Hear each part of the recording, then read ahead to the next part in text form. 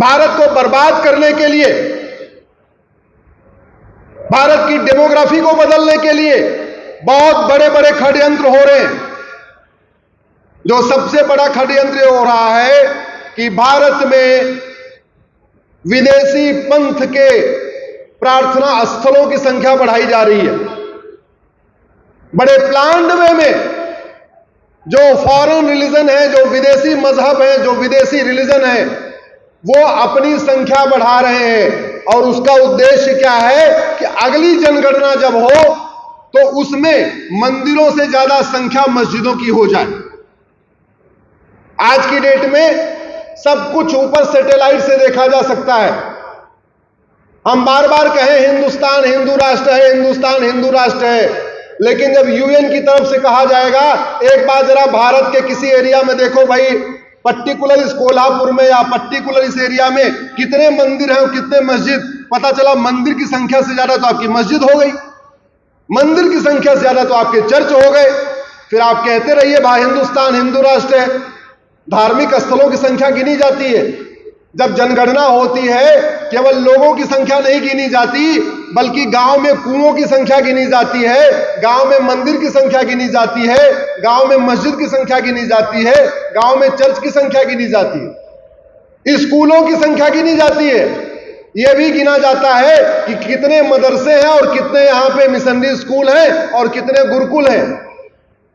हालत यह होती जा रही है, गुरुकुल से ज्यादा मदरसे होते जा रहे हैं, गुरुकुल से ज्यादा मिशनरी स्कूल होते जा रहे हैं, गुरुकुल से अपने मंदिर से ज्यादा मस्जिद और चर्च बनते जा रहे हैं। ये हमारे लिए बहुत चिंता की बात है। हिंदुस्तान में एक भी मस्जिद सरकार के कंट्रोल में नहीं है,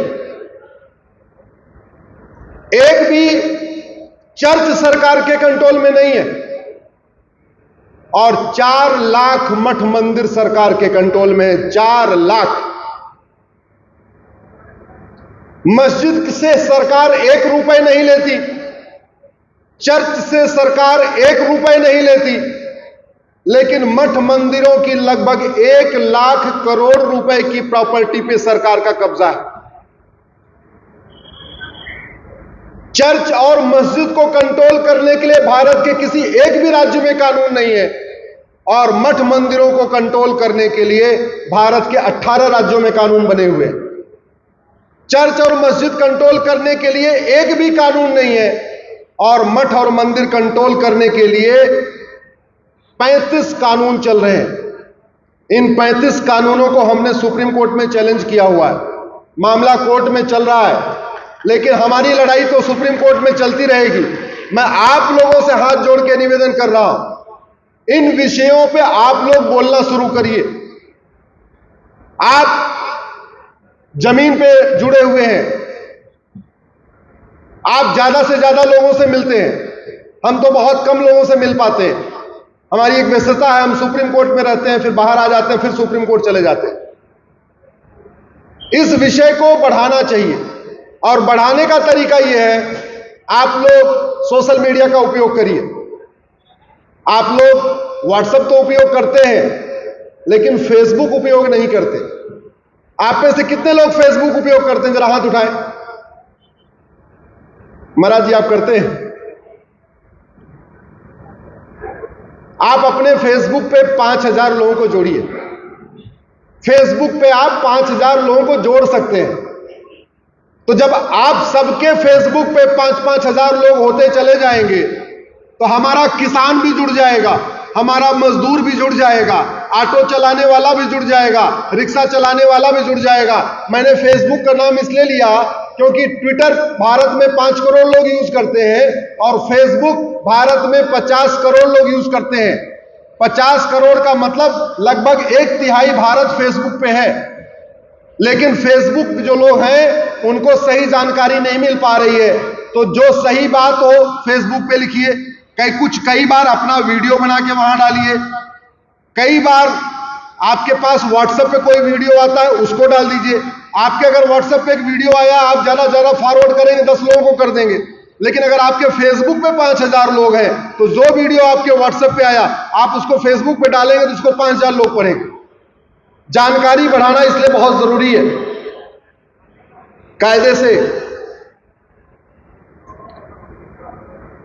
भारत को बर्बाद करने के लिए जितने काम मुगलों ने किए थे उतने सारे काम अंग्रेजों ने किए। जो जो काम मुगलों ने तलवार के दम पे किया अंग्रेजों ने वो सारे काम कानून बना के किया। अंग्रेजों ने तलवार के दम पे हमारे मठ मंदिर को लूटा, मुगलों ने तलवार के दम पे हमारे मठ मंदिर को लूटा और अंग्रेजों ने कानून बना बना के हमारे मठ मंदिर को अपने कंट्रोल में ले लिया। और आप जानते हैं बार बार मठ मंदिर पे हमला क्यों होता है? क्योंकि अब तो मठ मंदिरों को सरकार ने कंट्रोल में कर लिया है। मठ मंदिर हमारे जितने संत महात्मा हैं उनको कमजोर करने की साजिश हो रही है। 1857 में जब मंगल पांडे जी ने क्रांति किया था उस समय न फोन था, न व्हाट्सएप था, न मोबाइल था, कुछ भी नहीं था। और 15 दिन के अंदर मंगल पांडे जी ने क्रांति किया है मेरठ में। यह बात कन्याकुमारी भी पहुंच गई और यह बात लाहौर भी पहुंच गई थी। जानते हैं किसने फैलाया उसको? मठ मंदिरों ने। मठ मंदिरों ने रिले रेस शुरू कर दिया। मठ मंदिरों में रिले रेस शुरू हुई। मेरठ के मठ मंदिर ने सहारनपुर तक बात को पहुंचाया, सहारनपुर के मठ मंदिर ने रुड़की तक बात को पहुंचाया, रुड़की के मठ मंदिर ने हरिद्वार तक बात को पहुंचाया, हरिद्वार के मठ मंदिर ने ऋषिकेश तक पहुंचाया कि क्रांति हो गई है, ऋषिकेश ने उसको देवप्रयाग पहुंचाया, देवप्रयाग ने उसको कर्णप्रयाग पहुंचाया, कर्णप्रयाग ने उसको श्रीनगर पहुंचाया। और ऐसे 15 दिन के अंदर कि अंग्रेजों ने गाय की चर्बी लगा दिया है उसके ऊपर, गोली के ऊपर, और इसलिए मंगल पांडे ने विद्रोह किया है। यह बात लाहौर तक पहुंच गई थी। उस जमाने में कोई साधन नहीं था, सोशल मीडिया वोडिया कुछ नहीं था। और आज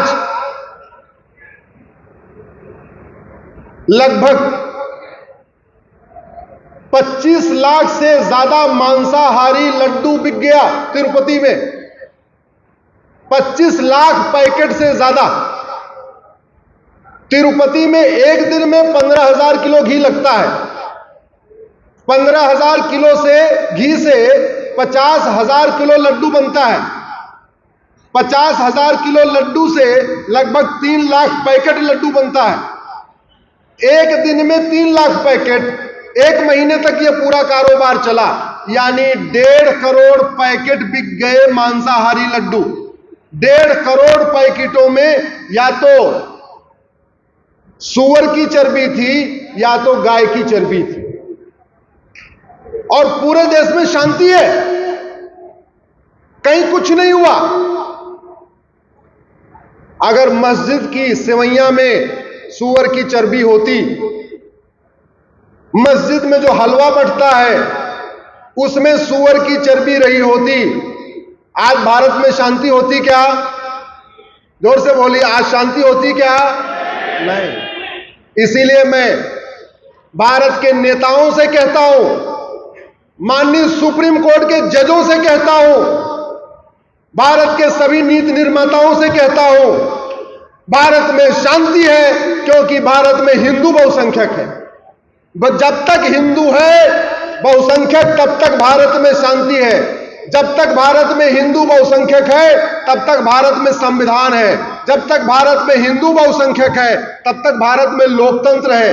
जब तक भारत में हिंदू बहुसंख्यक है तब तक सबका साथ सबका विकास है। जब तक भारत में हिंदू बहुसंख्यक है तब तक वसुधैव कुटुंबकम की भावना है। जब तक भारत में हिंदू बहुसंख्यक है तब तक सर्वमंगल मांगल्य है। जब तक भारत में हिंदू बहुसंख्यक है तब तक सर्वे भवन्तु सुखिनः है। जहां जहां हिंदू घटा वहां वहां संविधान भी खत्म, लोकतंत्र भी खत्म, शांति भी खत्म, समृद्धि भी खत्म, खुशहाली भी खत्म और अशांति बढ़ जाती है। इसलिए चाहे वो सांसद, विधायक, मंत्री हो, चाहे हाई कोर्ट, सुप्रीम कोर्ट के जज हो, वो इस बात पे चिंतन करें कि जो भारत की डेमोग्राफी बदली है और लगातार बदल रही है, घुसपैठ के कारण, धर्मांतरण के कारण और जनसंख्या विस्फोट के कारण इसको कैसे रोका जाए, माननीय सुप्रीम कोर्ट के लोग जज भी चिंता करें, सांसद विधायक मंत्री भी चिंता करें, मुख्यमंत्री भी चिंता करें, और हम सब लोगों को इस पे चिंता करनी चाहिए। हमारे यहां भारत का सुप्रीम कोर्ट कई बार कह चुका है, भारत में सब लोग एक समान हैं, सबको धार्मिक स्वतंत्रता है। अभी कुछ दिन पहले यही बात पाकिस्तान के सुप्रीम कोर्ट ने कह दिया कि पाकिस्तान में सब लोग समान हैं और पाकिस्तान के सभी लोगों को फ्रीडम ऑफ रिलीजन है। इतना कहते ही पाकिस्तान की सुप्रीम कोर्ट पे अटैक हो गया, वहां पे तोड़फोड़ शुरू हो गई, पूरा बाउंड्री कूद कूद के भागे, जज साहब को सेना बुलानी पड़ी और जज साहब सेना के साए में बच के गए। इतना ही बोला था कि पाकिस्तान में सब लोग एक समान है, इतना कह बोला था, बस कोई ऑर्डर पास नहीं किया था। और हमारे यहां तो हम कहते रहते, ये हमारा स्वभाव है, हम सबको एक समान मानते। अभी मेरी एक लेटेस्ट PIL है गुरुदेव, आप लोग देखिएगा, अगर फेसबुक पे हैं तो हमारे पेज पे जाके देखिएगा, जिसमें मैंने कहा है धर्म और मजहब अलग अलग होता है। धर्म और मजहब में जमीन आसमान का अंतर होता है। सनातन धर्म और रिलीजन में जमीन आसमान का अंतर है। धर्म समता, समानता, समरसता सिखाता है। धर्म equality, justice, liberty, fraternity, unity सिखाता है। और मजहब तोड़ता है। धर्म जोड़ता है और मजहब तोड़ता है। जब धर्म जोड़ता है, मजहब तोड़ता है, फिर धर्म और मजहब एक समान कैसे हो गए? जोड़ने वाली और तोड़ने वाली दो चीजें एक समान कैसे हो सकती है? दुर्भाग्यवश इस पे चिंतन नहीं हुआ। आप लोग अपनी कथा के माध्यम से, अपने अपने जहां जहां जिस माध्यम से आप कह सकते हैं, कम से कम धर्म और रिलीजन में क्या अंतर है, इसको अंतर बताना शुरू करिए। जैसे नदियां किसी से भेदभाव नहीं करती, पहाड़ किसी से भेदभाव नहीं करते, गाय और भैंस किसी से भेदभाव नहीं करते, ऐसे धर्म किसी से भेदभाव करना नहीं सिखाता। ऊपर से रिलीजन और मजहब भेदभाव करना सिखाता है। मजहब कहता है जब तक हमको नहीं मानोगे तब तक तुम नापाक हो, हमें मानोगे तो पाक, और नहीं माना तो, गौर से बोलिए, नहीं माना तो नापाक। हमने कभी नहीं कहा आप आस्तिक हो तो भी सनातनी, नास्तिक हो तो भी सनातनी, शैव हो तो भी सनातनी, वैष्णव हो तो भी सनातनी, दुर्गा जी की पूजा करो तो भी सनातनी, कृष्ण की पूजा करो तो भी सनातनी। इसमें हम कोई भेदभाव नहीं करते। दुर्भाग्यवश हमारे ओटजीवी नोटजीवी नेताओं ने सनातन को बढ़ाने की बजाय लगातार सनातन को घटाने का प्रयास किया। भारत में धर्मांतरण होता रहे ऐसे अनेक कानून बना दिए। भारत में विदेशी मजहब प्रमोट होता रहे उसके लिए अनेक योजनाएं बन गई, लेकिन घर वापसी हो इसके लिए आज तक न कोई कानून है, न आज तक कोई योजना है। घर वापसी कराना केवल संतों का कार्य नहीं है। घर वापसी कराना केवल समाज का काम नहीं है। घर वापसी कराना सरकार का भी काम है। क्यों? क्योंकि जो भारतीय पंथ को मानता है वही संविधान को मानता है, जो विदेशी पंथ को मानता है वो संविधान को नहीं मानता।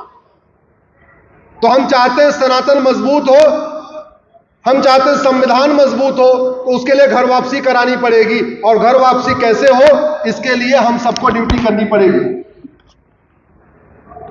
पहले के जमाने में 4 वर्ण हुआ करते थे, ब्राह्मण, क्षत्रिय, वैश्य 4 होते थे। ब्राह्मण का क्या कार्य था? धर्म की, जोर से बोलिए, धर्म की। और क्षत्रिय का क्या कार्य था? अधर्म का। इस समय बदल चुका है। जो टीचर हैं, जो हमारे मठ मंदिर के हमारे गुरुजन हैं, ये ब्राह्मण हो गए। तो क्षत्रिय कौन है फिर आज की डेट में? ये थानेदार, हवलदार, कलेक्टर, कप्तान, कमिश्नर, ये क्या हो गए आज की डेट में? क्षत्रिय। अधर्म का नाश करने के लिए तो बनाए गए। ये जो पुलिस डिपार्टमेंट है, ये जो कोर्ट बनी है, ये जो जज साहब है, किस लिए बने? अधर्म का नाश कर रहे हैं क्या? जोर से बोलिए, कर रहे हैं क्या? नहीं कर रहे। और अधर्म का नाश किए बिना धर्म की जय नहीं हो सकती। हम 4 वाक्य बोलते हैं, मेरे साथ जोर से बोलिए, धर्म की, अधर्म का, प्राणियों में, विश्व का। हम कभी ये बोलते हैं क्या हिंदुओं की जय हो? हम कभी ये बोलते हैं क्या कि गैर हिंदुओं का नाश हो? हम कभी ये बोलते हैं क्या हिंदुओं के में सद्भावना हो? हम कभी नहीं कहते हिंदुओं का कल्याण हो। हम तो कहते हैं धर्म की जय हो, अधर्म का नाश हो, प्राणियों में सद्भावना हो, विश्व का कल्याण हो। वहीं दूसरी तरफ मजहब क्या कहता है? हमारे मजहब की जय हो, जो हमारे मजहब को नहीं मानता उसका नाश हो, हमारे मजहब के लोगों में सद्भावना हो और हमारे मजहब का कल्याण हो। धर्म और रिलीजन में सबसे बड़ा अंतर यही है। ये सबसे बेसिक डिफरेंस है धर्म और रिलीजन का। तो अगर हम चाहते हैं कि भारत की संस्कृति बढ़े, तो सबसे पहले हमें सनातन के मानने वालों की संख्या कैसे बढ़ेगी उस पर चिंतन करना पड़ेगा। सनातन के मानने वालों की संख्या तो घट रही है। 92% थी पहली वाली जनगणना में, फिर 90% हो गई, फिर 88% हो गई, फिर 86%, फिर 84%, 82%, फिर 80% और पिछली वाली में 79%, अगली वाली में 75-76% हो जाएंगे। और दिक्कत क्या है? दिक्कत यह है कि जैसे ही जहां जहां सनातन खत्म होता है, वहां पे संविधान के मानने वालों की संख्या घट जाती है।